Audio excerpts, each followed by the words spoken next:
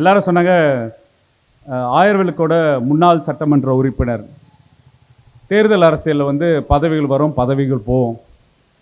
என்றும் நான் வந்து பெருமைப்படுவது, நான் பெரியாரின் பெருந்தொண்டன், அது நிரந்தரம். முத்தமிழன் கலைஞரோட மருத்துவர், அதுவும் நிரந்தரம். இதுவே ரெண்டோட வாழ்நாள் பெருமை. அண்ணன் வந்து துரை அண்ணன் சொல்லும் போது பல நேரத்தில் சட்டமன்றத்தில் வந்து முத்தமிழன் கலைஞரோட உரையாடலே நம்ம சட்டமன்றத்தில் வந்து பல செய்திகளாக பகிர்ந்துருப்பேன். அதே போல் இங்கே ஒரு முக்கியமான செய்தியை பகிர்ந்துக்கிட்டு நம்மளோட ஒரு 20 நிமிஷத்துக்குள்ளே என்னோட உரையை முடித்துக்கொள்கிறேன். இரவு நேர மருத்துவர். அப்போது வந்து முத்தமிழன் கலைஞர் வைத்தியம் பார்க்கணுன்னு என்னோட கிளினிக்கில் இருக்கிற பேஷண்ட்லாம் முடிச்சுட்டு நைட் இதே மாதிரி நேரம் இன்னொரு 1 hour 9:30 10 மணி ஆகிடும். அப்போது கோபாலபுரத்துலேருந்து கால் வரும், நித்யா தோழர் கூப்பிடுவார், முடிச்சிட்டிங்களா டாக்டர் அப்படின்னா. சிலத்தை முத்தமிழ் கலைஞரே ஃபோனில் வருவார், இன்னும் டாக்டர் பேஷண்ட்லாம் பார்த்து முடிச்சிட்டிங்களா, கொஞ்சம் அசிடிட்டி மாதிரி இருக்குது, வந்து பார்க்க முடியுமான்னு கேட்பார். பேஷண்ட்ஸாக பார்த்து முடிச்சுட்டு வாங்கன்னுவார். ஸோ இரவு நேரத்தில் போயிட்டு மணிக்கணக்காக பேசிகிட்டு இருப்போம். நான் அவர்கிட்ட வாங்கின ஃபீஸ் வந்து அவரோட கருத்தியல். அவர் பெரியாரோட பயணித்த காலங்கள், பேரறிஞர் அண்ணாவோட பயணித்த காலங்கள், பல்வேறு தலைவர்களோட உரையாடல், பிறகு 1949 67 வரைக்கும் இளைஞர் திமுகவை எப்படியோ வந்து அவர் களப்பணினால் மீட்டெடுத்தாங்க, எப்படி திரைத்துறையில் எப்படி வந்து நடிகர்களை உருவாக்கி அடையாளப்படுத்தி கழகத்துக்கு பயனுள்ளதாக மாற்றுறது, இந்த மாதிரி பல்வேறு செய்திகளை வந்து இரவு நேரம் முழுக்க பேசிகிட்டு இருப்போம். அந்த அடிப்படையில் வந்து நான் வித்தியாசமாக கேள்விகள்லாம் கேட்பேன். நான் ஒரே வார்த்தையில் தந்தை பெரியாரை சொல்லுங்கள் அப்படின்னு சொல்லும் போது, அவருக்கு அப்போ 91 வயசு, எந்த வகையான சிந்தனை இல்லாமல் நம்ம அடையாளம் என்னார், பெரியார் நம் அடையாளம் அப்படின்னார். அப்புறம் உடனே அறிஞர் அண்ணா அப்படின்னு சொன்னேன் நான், அவர் நம் வழிகாட்டினார். அப்போ இன்னைக்கு பெரியார் அடையாளமும் பேரறிஞம் வழிகாட்டியும் நமக்கு தேவைப்படுது. அதனால தான் இன்றைக்கி சீசன் பறவைகள் போல் பல்வேறு கட்சிகள் இயக்கங்கள் வந்து அதிகாரத்தப்போ மேடையை அலங்கரிக்கும், அதிகாரம் இல்லைன்னா பறந்து போயிடும். அதனால தான் இன்றைக்கி வந்து திராவிட இயக்கமும் திராவிட முன்னேற்ற கழகம் தான் திராவிட கருத்தியலுக்கு மெய்காப்பாளர்கள் என்ற இந்த மேடை சொல்லுது. அப்போ இது ஒரு காலகாலமாக நம்ம பேசும்போது அண்ணல் அம்பேத்கர் வந்து இந்திய துணைக்கண்டத்தின் வரலாறை வந்து இந்து மதத்துக்கும் பௌத்த மதத்துக்கும் நான் அந்த போராட்டங்கள் வைத்தே எழுதிடலான்னுவார். அதே போல் தமிழ்நாட்டோட வரலாறை வந்து ஆரிய தத்துவத்துக்கும் திராவிட தத்துவத்துக்கும் உள்ள போர் தான் தமிழ்நாடு வரலாறு நம்ம எழுதலாம்.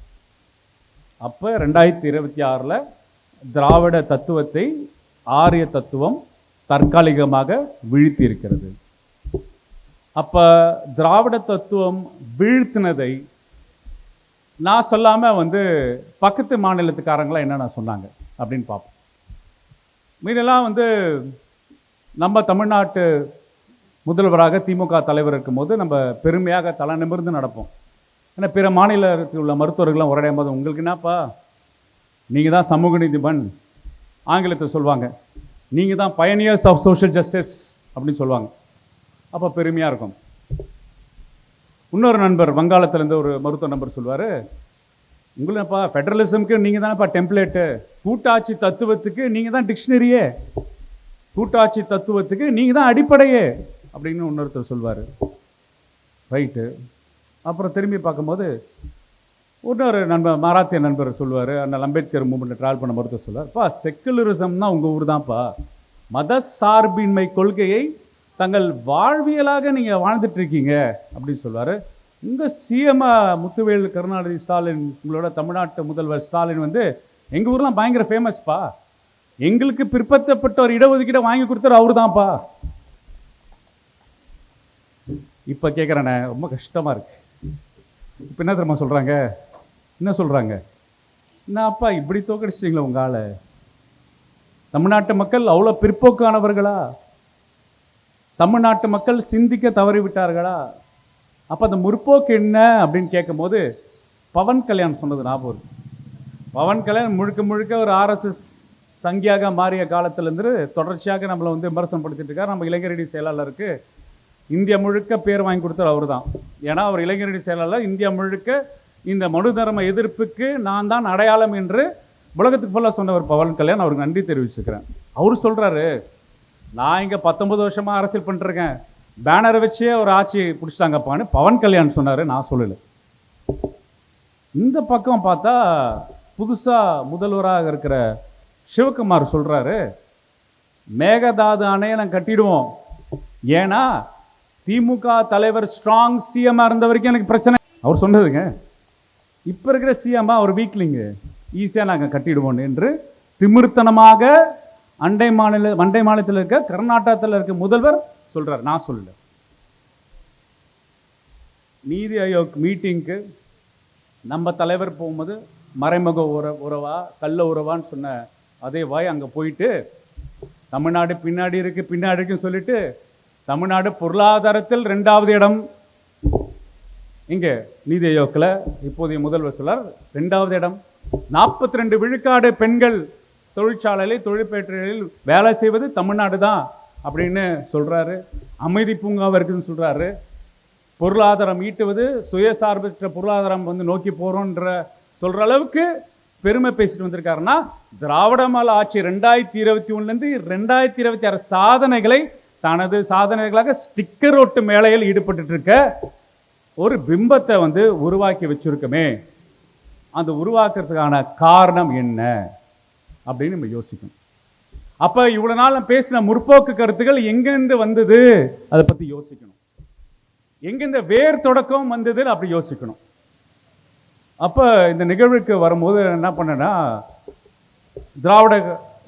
திராவிட கழகம் வெளியீடான நமது குறிக்கோள் என்று 1929 முதல் சுயமரியாதை மாடலில் தொடர்ந்து 1947 திராவிட கழகம் உருவாகி அண்ணாவின் தீர்மானம் வரை ஒரு தொகுப்பாக போட்டிருக்காங்க. ஒவ்வொரு மாநாட்டிலையும் வெறும் என்னென்ன தீர்மானங்கள் தந்தை பெரியார் நிறைவேற்றிருக்கார் அப்படின்னு சொல்றது. அப்போ ஒரு திராவிட தத்துவம் என்பது கருத்தியல் ரீதியாக மக்கள்கிட்ட உரையாடி எதெல்லாம் இந்த மக்களுக்கு தடைகளாக இருக்கிறது, இங்கே இருக்க விளிம்பு நிலை மக்கள், பட்டியலின மக்கள், மிகவும் பிற்படுத்த மக்களுக்கு, பெண்களுக்கு, வளர்ச்சிக்கு, முன்னேற்றத்துக்கு எதெல்லாம் தடையாக இருக்குது, அந்த தடைகள்லாம் எப்படி களையவும் என்று பிரச்சார யுக்தி முறையாக பட்டி தொட்டிலாம் பிரச்சாரம் செய்து கூட்டத்தை கூட்டி மாநாடை கூட்டி அந்த மாநாட்டில் தீர்மானங்களை நிறைவேற்றுவது ஒரு பெருமையான விஷயம். அது பெரும் சுமையான விஷயம். அந்த சுமையான விஷயத்தை தந்தை பெரியார் அவர்கள் 1929 1947 வரைக்கும் நடந்த ஒரு தீர்மானங்கள் தொகுப்பு உங்களுக்கு தெரிஞ்ச விஷயத்தை நான் திருப்பி பேச வரல. 1929 நம்ம பெண்களுக்கான சொத்துரிமை வேணும்னு சொன்னோம். முத்தமிழ் கலைஞர் 1989 நிறைவேற்ற விஷயமா பார்க்குறோம். வகுப்பாரி இடஒதுக்கீடு அனைத்து வேலை வாய்ப்பிலும் கல்லூரியிலும் விடக்க வேணும்னு சொல்கிறோம். நம்ம தமிழ்நாட்டு தான் சமூக நீதி கொள்கை எப்போவெல்லாம் நம்ம தலை தூக்கி சுப்ரீம் கோர்ட் ஆர்டர் தப்பாக இருந்தால் கூட உச்ச நீதிமன்றத்துக்கு எதிர்ப்பாக புரட்சி செய்து இந்திய அரசியலமைப்பு சட்டத்திலே முதலாக சட்ட திருத்தம் கொண்டு இன்னைக்கு நம்ம இடஒதுக்கீடு 69 விழுக்காடு இடஒதுக்கீடை நிறைவேற்றி இன்னைக்கு கல்வியிலும் வேலை வாய்ப்பிலும் செயல்படுறதுக்கான உச்சத்தில் இருக்கிறது நம்ம பார்க்குறோம்.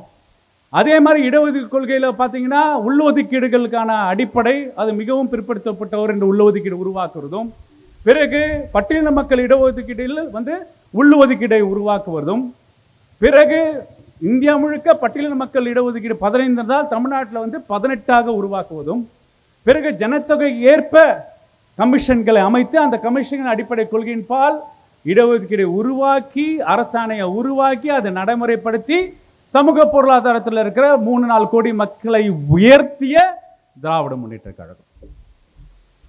அது சமூக நீதி தன்மையில் வகுப்பாரி இடஒதுக்கீடான தீர்மானங்கள் நிறைவேற்றிட்டோம், சொத்துரிமைக்கான தீர்மானங்கள் நிறைவேற்றிட்டோம். அப்போ 1932 இந்த தீர்மானங்கள்லாம் பார்க்கும்போது என்ன கேட்குறாங்கன்னா, 39 சுயமரியாதை சமதர்ம கட்சின்னு ஒன்று உருவாக்கலாம்னு சொல்லிட்டு கிட்டத்தட்ட கம்யூனிஸ்ட் மேனிஃபெஸ்டோவை தமிழாக்கம் பண்ணி சிங்காரவேல எழுத வைத்து குடியரசில் தமிழ்நாட்டுக்கு முழுக்க பொது உடைமை சித்தாந்தத்தை நிறைவேற்றியவர் தந்தை பெரியார். இப்போ இருக்கிற நம்ம தோழர்கள் சொல்கிறாங்க, இடதுசாரி தோழர்கள் சொல்கிறாங்க, அந்த வன்மம் இருக்குன்னு நினைக்கிறேன் அவங்களுக்கு. ஏன்னா அவங்க எதிர்கட்சியாக 57 60 இடங்கள் இருந்ததை வந்து பொது உடைமை சித்தாந்தத்தை நீங்கள் உள்வாங்கி நீங்கள் நடைமுறைப்படுத்தி இந்த வன்மத்தை வந்து இன்னும் கக்கின்னு இருக்காங்கன்னு நினைக்கிறேன் நான். எல்லா வகையான உதவிகளையும் பெற்று, எல்லா வகையான தேர்தல் விஷயத்தை பெற்று, தங்களோட கட்சியின் அடையாளத்தை பாதுகாத்து, நம்மக்கிட்ட தான் ஒரு என்ன சொல்கிறது, ஒரு நட்பு ரீதியாக, மரியாதை ரீதியாக, நாகரிக ரீதியாக நம்ம தலைமைகள் கிட்ட வந்து உரையாடுறது இருக்குல்ல, நான் எப்பொழுதும் அந்த மதிப்பு கொடுத்துட்டே இருப்போம். அந்த மதிப்பை வந்து மிஸ்யூஸ் பண்ணுறவங்க வந்து பெரிய பிரச்சனை. ஒருத்தர் வந்து ஒரு தலைவர் பெருந்தன்மையாக நாகரிகமாக நடத்துவதை அதை பயன்படுத்தி கொள்வது கரெக்டா இல்லையா? என்ன பயன்படுத்தி கொள்வது? நீங்கள் ராகுல் காந்தி இப்போ அந்த ஆட்சி பொறுப்பேற்ற நிலையில் பட்ட அவமானங்கள் பார்த்தோமா இல்லையா? இங்கே கம்யூனிஸ்ட் இயக்க தோழர்கள்கிட்ட போய் நம்மளோட சிபிஎம் சிபிஎஃப் தோழர்கள் மார்க்சியம் பேச முடியுமா இப்போ இருக்க முதல்வர்கிட்ட? இல்லை லெனினிசம் பேச முடியுமா முதல்வர்கிட்ட? இல்லை கம்யூனிஸ்ட் மேனிஃபெஸ்டோ பற்றி பேச முடியுமா? இல்லை ஃபாக்ஸ்கான் பிரச்சனை நடந்துட்டுருக்கு, ஃபாக்ஸ்கான் பிரச்சனைக்கு இந்தியா முழுக்க ஃபாக்ஸ்கான் பிரச்சனைக்கு எந்த வகையான சலுகை கொடுக்காமல் நம் தமிழ்நாட்டு முதல்வர் கம்யூனிஸ்ட் இயக்க தோழர்களோட போராட்டத்தை மதிப்பளித்து ஃபாக்ஸ்கானோட பேசி வேற இந்திய துணைக்கண்ட ஏசிய துணைக்கண்டத்தில் இல்லாமல் ஒரு கட்சியோட யூனியனை அங்கீகாரம் பெற வைத்த தமிழ்நாட்டு முதல்வர் என ஸ்டாலின் ஒரு பேர் வச்சிருக்கனால எங்கே நடக்கல, நம்ம ஆட்சியில் நடந்தது. எங்க வகையான போராட்டம் வந்தாலும் கம்யூனிஸ்ட் இயக்க தோழர்கள் என்ன பேசுறாங்க, என்ன போராட்டம் இருக்காங்க, நன்மதிப்பு கொடுத்து அந்த போராட்டத்துக்கு செவி சாய்ந்து பல்வேறான சட்ட திருத்தங்களுக்கு பின்வாங்கி பிறகு நடைமுறைப்படுத்தி தோழர்களோட நலனை பாதுகாத்த திராவிட மாடல் அரசு போட்ட தீர்மானங்கள் என்னன்னா, எல்லா சட்டசபை, முனிசிபால், தாலுகா, ஜில்லாவில் தேர்தல் வயது யாவருக்கும் ஓட்டுரிமையை ஏற்படுத்தபடி செய்ய வேண்டும். அப்ப பெரியார் தான் தீர்மானம் போடுறாரு. எப்ப போடுறாரு? 1932 தீர்மானம் போடுறாரு, வேலை திட்டமாக போடுறார். அதை வந்து அண்ணல் அம்பேத்கர் சட்டமன்றத்தில் இந்திய அரசியலமைப்பு சட்டம் எழுதும் போது நிறைவேற்றுகிறார். ரெண்டாவது பாருங்க, நில சொந்தக்காரர்கள் இல்லாமல் விவசாயத்தில் ஈடுபடுற தொழிலாளர்களுக்கு விளைச்சலில் ஒரு நியாயமான பங்கு கிடைக்கும்படி செய்ய வேண்டும். இதை கலைஞர் நிறைவேற்றிருக்காரா இல்லையா? இதே தஞ்சை மண்ணிலேருந்து சொல்கிறேன். 1971 76 வரைக்கும் நில சீர்திருத்தத்தை பற்றி பேச போனால் இன்னைக்கு இரவு ஃபுல்லாக பேசிட்டு இருக்கலாம். இன்னைக்கு தமிழ்நாட்டில் அதிகமான சிறு குறு விவசாயிகளுக்கு இது முக்கிய காரணம் முத்தமிழின் கலைஞரோட நில உச்சவரம்பு அரசாணைகள் பண்ணாரா இல்லையா? அங்க ரத்தம், போராட்டம், நக்சல்பாரி மூவ்மெண்ட், பக்கத்து மாநிலம்லாம் எதுவுமே இல்லாமல் கோயில் இருக்க நிலத்தெல்லாம் தூக்கி ஏழை எளிய விவசாயிகளுக்கு போய் கொடுக்கறது சட்டம் மூலம் பண்ணாரா இல்லையா? நிலச்சுவந்தார், பெரும் பெரும் நிலச்சுவந்தார்கள் கிட்ட இருந்து நிலத்தை வந்து உழுவருக்கு அவர் டிரான்ஸ்ஃபர் பண்ணாரா இல்லையா? யார் வேலை செய்வார்களோ விவசாய கூலிகளை வந்து நிலத்தை உடைமையாளர்களாக மாத்தின இயக்கம் நம்ம திராவிட முன்னேற்ற கழகம். அது பெரியாரோட தீர்மானத்தை யார் நிறைவேற்றிருக்காரு? முத்தமிழின் கலைஞர் நிறைவேற்றிருக்காரா இல்லையா? கோயில், பிரார்த்தனை இடங்கள் முதலிய மதஸ்தாபங்களில் சொத்துகள் வரம்படிகளாகவனை பொது ஜனங்களுக்கு தொழில், கல்வி, சுகாதாரம், வீட்டு வசதி, அநாத பிள்ளைகளுக்கு விடுதி ஆகியவைகளை பயன்படுத்த அனுமதி பெற வேண்டும்.